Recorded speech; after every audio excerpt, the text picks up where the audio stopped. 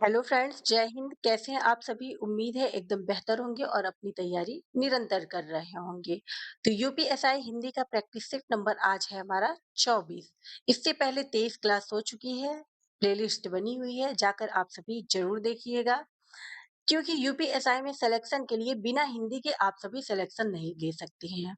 Math, GS, reasoning कितनी भी बेहतर हो, पर आपकी हिंदी अगर बेहतर नहीं है, 35 प्लस अगर आप नहीं कर रहे हैं, तो समझिए आपका सिलेक्शन नहीं होगा। इस बात को जरूर ध्यान रखिएगा।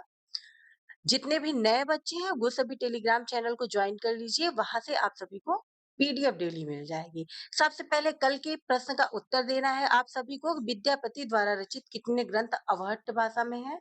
बहुत से बच्चों ने आंसर किया है, जो सही भी है। तो जो ग्रंथ है इनका वो अवहट्ट भाषा में है। कीर्तिलता, कीर्तिलता और कीर्ति पताका।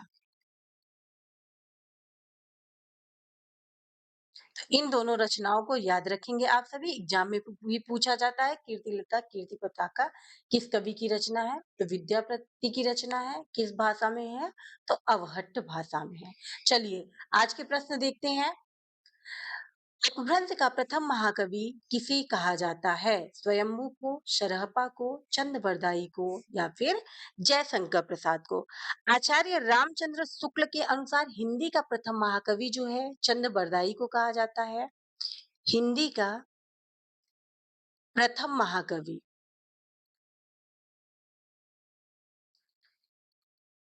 किसे कहा जाता है? तो चंद को। किसके अनुसार? तो रामचंद्र शुक्ल के अनुसार। रामचंद्र शुक्ल के अनुसार इस बात को आप सभी ध्यान रखिएगा।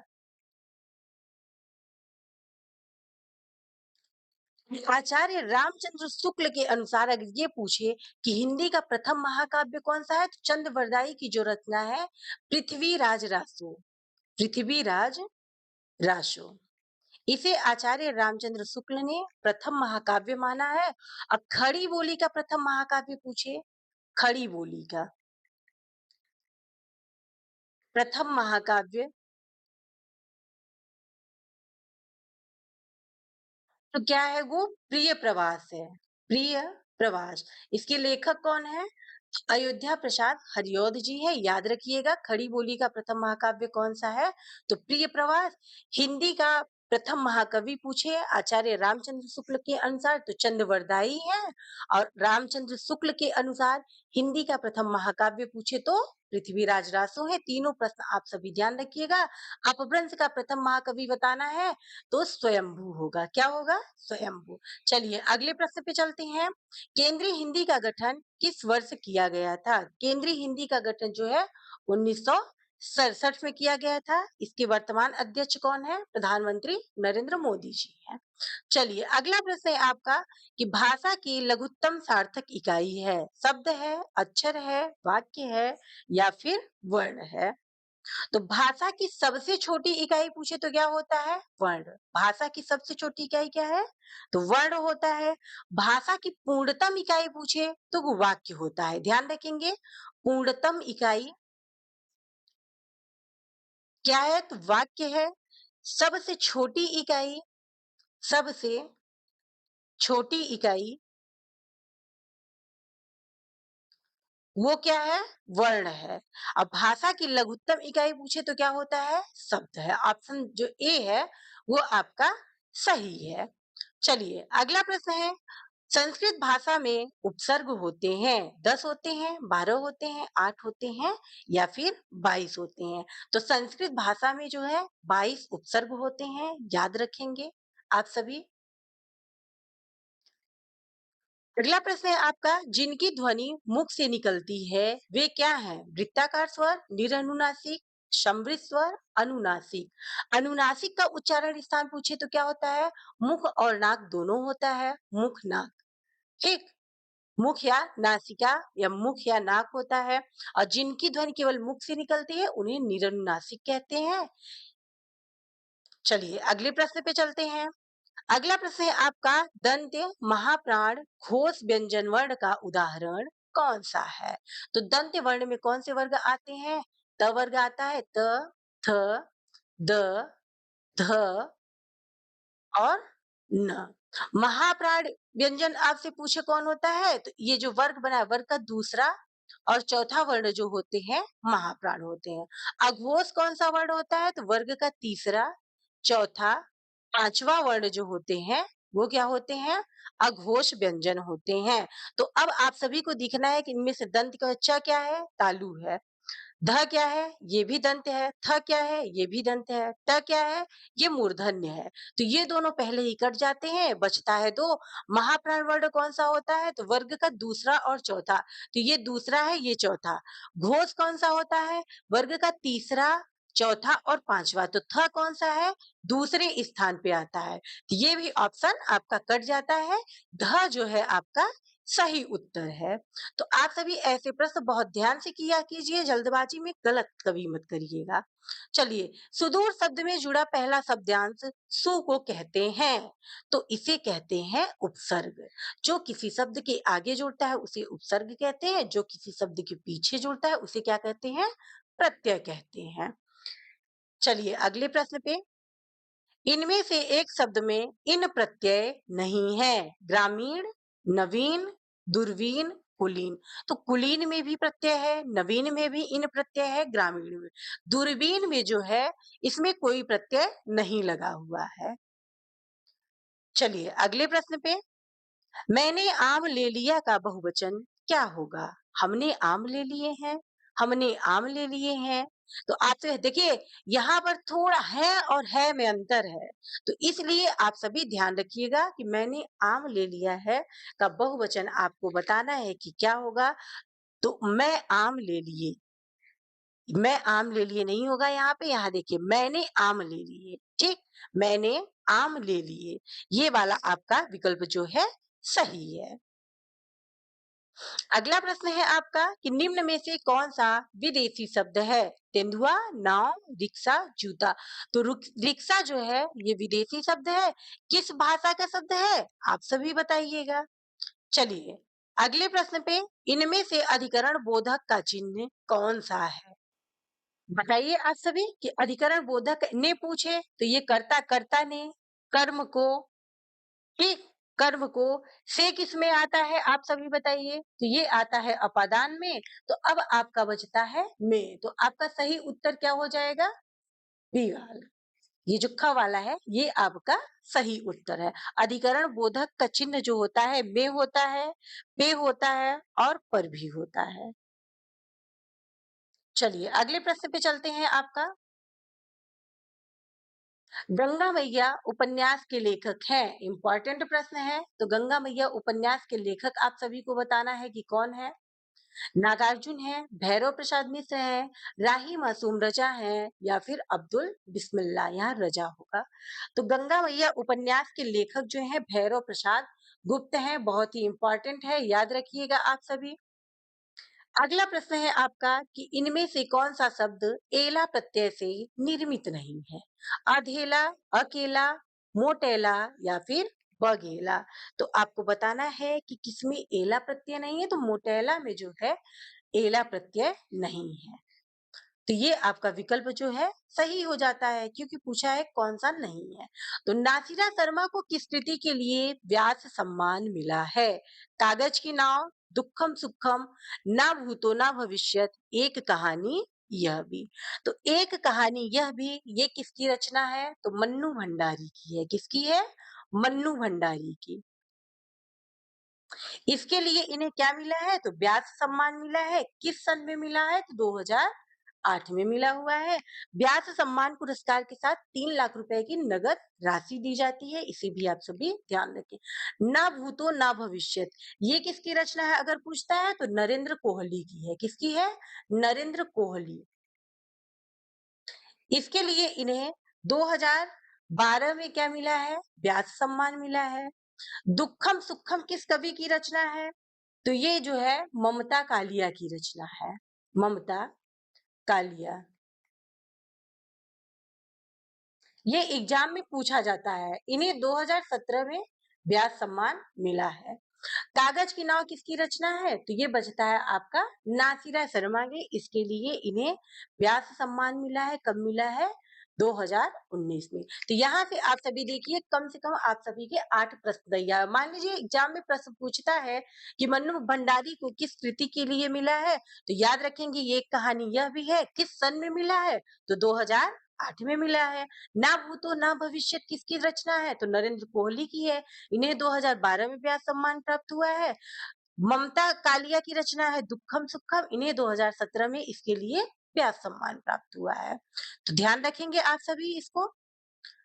अगला प्रश्न है आपका, बैरवे किस भाषा का निजी छंद है, तो बैरवे जो है अवधी भाषा की, यहाँ अवधि गलत लिखा हुआ है, इसमें बड़ी की मात्रा होती है, तो अवधी भाषा का जो है निजी छंद है। चलिए अगले प्रश्न पे चलते हैं। रामचरितमानस की भाषा है, तो रामचरितमानस की भाषा अवधी भाषा है, इसे भी आप सभी ध्यान रखिएगा। अवधि में सदैव ध में जो है बड़ी की मात्रा होती है। और रामचरितमानस में पूछे कितने कांड हैं, तो दोस्तों 7 कांड है, याद रखेंगे। सबसे बड़ा कांड पूछता है आपसे कौन सा है, तो बाल कांड है। बाल कांड ये सबसे क्या है, बड़ा है। सबसे छोटा कांड आपसे पूछता है तो किष्किंधा कांड है। किष्किंधा कांड, तो ध्यान रखेंगे आप सभी, क्योंकि बेहद महत्वपूर्ण होता है कि एग्जाम में, क्योंकि पूछा है कि सबसे बड़ा कांड कौन सा है, तो बाल कांड। सबसे छोटा कांड कौन सा है, तो किष्किंधा कांड है। कुल 7 हैं, कौन कौन से, तो बाल कांड, अयोध्या कांड, अरण्य कांड, किष्किंधा कांड, सुंदर कांड, लंका कांड, उत्तर कांड। ठीक, तो ध्यान रखेंगे आप सभी। उम्मीद है सभी को अच्छे से याद हो गया होगा। चलिए अगले प्रश्न पे, निम्नलिखित में योग रूढ़ शब्द चुनिए। तो योग रूढ़ शब्द यहाँ क्या है, चक्रपाणी। योग रूढ़ के शब्द जो होते हैं वो सदैव बहुव्रीहि समास के उदाहरण होते हैं, दोनों मिलकर सदैव तीसरा अर्थ देते हैं। अगला प्रश्न है आपका संज्ञा से, तो निम्नलिखित में भाववाचक संज्ञा है, तो लड़का, पेड़, भारत, मित्रता। तो यहाँ पर मित्रता जो है भाववाचक संज्ञा है। लड़का क्या है, जातिवाचक है। पेड़ क्या है, जातिवाचक है। भारत क्या है, व्यक्तिवाचक है। अगला प्रश्न है आपका, आल्यखंड का वास्तविक स्रोत ग्रंथ है, पृथ्वीराज रासो है, परमार रासो है, विजयपाल रासो है, या फिर खुमार रासो है। तो आप सभी को आंसर देना है। आल्यखंड का वास्तविक स्रोत जो है परमाल रासो है। ठीक, अगर इसका लेखक पूछता है कौन है, तो जगनीक है। कौन है, जगनीक। ध्यान रखेंगे आप सभी इसे। खुमार रासो किसकी रचना है, तो दलपति विजय की है। दलपति विजय की। और पृथ्वीराज रासो किसकी है, तो चंद्रबरदाई की है। ठीक, तो आप सभी तीनों प्रश्न को अच्छे से ध्यान रखेंगे। और हिंदी का प्रथम महाकाव्य किसे कहा जाता है, तो वो भी चंद्रबरदाई को, वो पृथ्वीराज रासो को कहा जाता है, जो कि चंद्रबरदाई की रचना है। तो आल्यखंड का वास्तविक स्रोत जो है परमाल रासो है, इसके लेखक जगनीक है। इसे आप सभी ध्यान रखिएगा। चलिए अगले प्रश्न पे चलते हैं। स्थायी भावों को अनुभूत के योग्य कौन बनाता है, तो स्थायी भावों को अनुभूत के योग्य जो है अनुभाव बनाते हैं। अगला प्रश्न है आपका कि इनमें से कौन सा शब्द अरुण शब्द का अर्थ नहीं है, तो जो नहीं होगा वही आपका उत्तर है। तो गरुण, केसर, कर्ण, सिंदूर। तो अरुण शब्द का अर्थ नहीं होता, तो कर्ण जो है नहीं होता है। चलिए अगले प्रश्न पे चलते हैं। अगला प्रश्न आपका अलंकार है, सारी बीच नारी है कि नारी बीच सारी, पंक्ति में कौन सा अलंकार है। बार बार एग्जाम में पूछा जाने वाला प्रश्न है, बहुत ही इंपॉर्टेंट है, कई एग्जाम में ये प्रश्न आ चुका है। तो यहाँ पर संदेह अलंकार है। सारी बीच नारी है कि नारी बीच सारी, यहाँ पर संदेह अलंकार है। अगला प्रश्न है आपका, कौन सा शब्द अली शब्द का अर्थ नहीं है, तो यहाँ पर भी आपको बताना है कि कौन सा नहीं है, जो नहीं होगा वही आपका उत्तर है। गले का माला, भ्रमर, सखी, या फिर सहेली। तो अली का अर्थ गले का माला यहाँ पर नहीं है, तो यही आपका सही उत्तर है। चलिए अगला प्रश्न है आपका, सद्भावना का संधि विच्छेद क्या होगा। स प्लस द भावना, इनमें से कोई नहीं, सम प्लस भावना, सत प्लस भावना। तो सद्भावना में पूछे कौन सी संधि है, तो व्यंजन संधि है। इसका संधि विच्छेद जो है सत प्लस भावना है। चलिए अगला प्रश्न है आपका, राष्ट्रभाषा प्रचारक समिति कहाँ है, तो ये कहाँ है, वर्धा में है। चलिए अगले प्रश्न पे, संसदीय राजभाषा समिति के अध्यक्ष कौन होते हैं, राष्ट्रपति, प्रधानमंत्री, गृह मंत्री या फिर उपराष्ट्रपति। तो संसदीय राजभाषा समिति के अध्यक्ष जो हैं गृह मंत्री होते हैं। वर्तमान में कौन है, तो अमित शाह हैं। चलिए अगला प्रश्न है आपका, व्युत्पत्ति के आधार पर किलकत कौन सा शब्द है, तत्सम है, अर्ध तत्सम है, विदेशज है, देश है। तो व्युत्पत्ति के आधार पर पूछे कितने वो होते हैं, शब्द होते हैं, तो चार होता है, तत्सम, दूसरा होता है तद्भव, तीसरा होता है देशज और चौथा आपका होता है विदेशज। तो इसे भी आप सभी ध्यान रखिएगा, एग्जाम में पूछता है कि व्युत्पत्ति के आधार पर शब्द के कितने भेद हैं, तो चार होते हैं। तो आपको बताना है किलकत शब्द कैसा है, तो ये जो है देशज शब्द है। चलिए अगले प्रश्न पे, जो कि सर्वनाम से है, निम्नलिखित में से कौन सा निजवाचक सर्वनाम नहीं है, तो आप, निज, खुद, हम। तो बताना है कि कौन सा निजवाचक सर्वनाम नहीं है, तो हम जो है ये निजवाचक सर्वनाम नहीं है। अगला प्रश्न है आपका, अलंकार से, शब्दों की आवृत्ति इनमें से किस अलंकार में होती है, तो शब्दों की आवृत्ति जो है यमक अलंकार में होती है, जैसे काली घटा का घमंड घटा। तो यहाँ पर शब्दों की आवृत्ति है।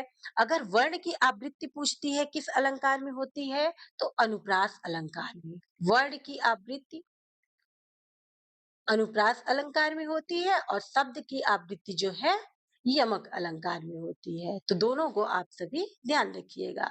स्वल्प का सही संधि विच्छेद क्या होगा, तो आप सभी बताइए कि स्वल्प का सही संधि विच्छेद क्या होगा। तो सूदन अल्प होता है। इसका चौथा ऑप्शन जो है सही है, इसमें कौन सी संधि है, जरूर बताइएगा आप सभी। चलिए अगले प्रश्न पे, निम्नलिखित प्रश्न में चार विकल्पों में से सही सकर्मक क्रिया का उदाहरण पहचानिए। सूरज उग गया, चिड़िया उड़ रही है, सीता वीणा बजा रही है, कशिश हंस रही है। जो उत्तर आपसे हम पूछते हैं ना कि इसका आंसर आप बताइए, इससे क्या होता है कि आप सभी को आंसर याद होते हैं। जब आप कमेंट करेंगे तो आप सभी को याद होगा। तो इसलिए जरूर कमेंट किया कीजिए जो भी प्रश्न पूछा जाए।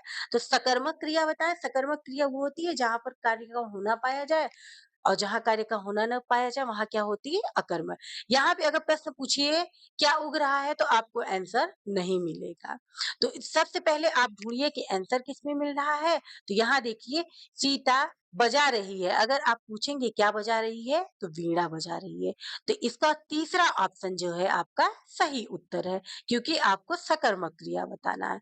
अगला प्रश्न है विलोम से, तो तरल का विलोम शब्द क्या होगा, तो तरल का विलोम क्या होगा, ठोस होगा, विरल होगा, सरल होगा या फिर अविरल होगा। तो तरल का विलोम जो होता है ठोस होता है। चलिए अगला प्रश्न है आपका, मैंने आम खा लिया है, वाक्य में प्रयुक्त काल पहचाने। मैंने आम खा लिया है क्या है, पूर्ण भूतकाल है, सामान्य वर्तमान काल है, हेतु हेतु मत भूत है या फिर आसन्न भूत है। तो मैंने आम खा लिया, तो यहाँ पर आसन्न भूत है। कैसा भूत है, आसन्न। तो इसका चौथा ऑप्शन आपका सही उत्तर है। कृत्रिम का विलोम निम्न में से कौन सा है, तो कृत्रिम का अर्थ होता है बनावटी, तो इसका विलोम जो होगा प्राकृतिक। चलिए अगला प्रश्न है आपका, मनोभाव के अनुसार हटो शब्द में कौन सा विस्मयादि बोधक है, तो आपको बताना है कि इस हटो शब्द में कौन सा विस्मयादि विस्मय है, धिक्कार है, चेतावनी है, संबोधन है। हटो, तो यहाँ पर क्या है, चेतावनी है कि किसी को चेतावनी दी जा रही है कि यहाँ से आप हटो। चलिए अगले प्रश्न पे चलते हैं। पृथ्वी, ग्रहों, तारों आदि का स्थान वाक्यांश के लिए उचित शब्द चुने, तो क्या होगा, अंतरिक्ष होगा। ऑप्शन नंबर जो इसका तीसरा है वही आपका सही है। खाने की इच्छा, को क्या कहते हैं? चारों ऑप्शन में से आप सभी बताइए कि खाने की इच्छा को क्या कहते हैं? बार-बार एग्जाम में पूछा जाने वाला प्रश्न है ये आपका। तो इसे कहते हैं बुभुक्षा। क्या कहते हैं दोस्त? तो बुभुक्षा कहते हैं। स्नेह मग्न में कौन सा समास है? द्वंद्व समास है, तत्पुरुष है, अव्ययी भाव है या फिर द्विगु समास है? तो यहाँ पर शेष मग्न में जो है तत्पुरुष समास है। कौन सा समास है? तो तत्पुरुष समास है दोस्त, ध्यान रखेंगे आप सभी। अर्वाचीन का विलोम शब्द क्या है? यथार्थ है, प्राचीन है, वर्तमान है या फिर आधुनिक है? तो अर्वाचीन का विलोम जो है प्राचीन है। चलिए, निम्न में से सरिता का पर्याय नहीं है। त्रिपथगा, तटिनी, तरंगिणी, निम्ना। तो सरिता का पर्याय नहीं है पूछा है आप सभी से। तो क्या नहीं है? त्रिपथगा। ये जो है गंगा का पर्याय है। तो आप सभी ध्यान रखेंगे। अगला प्रश्न है आपका, संचारी भाव की संख्या कितनी है? इसका उत्तर आप सभी को बताना है। अगर आप सभी को बताना है कि कितने होते हैं वो भी बताइए। अगर आप सभी को पता है कौन कौन से होते हैं उसका भी आंसर जरूर दीजिएगा। आज का सेशन यहीं पे समाप्त होता है। आप सभी का क्या स्कोर रहा है जरूर बताइएगा। कल फिर मिलते हैं 40 प्रश्नों के साथ।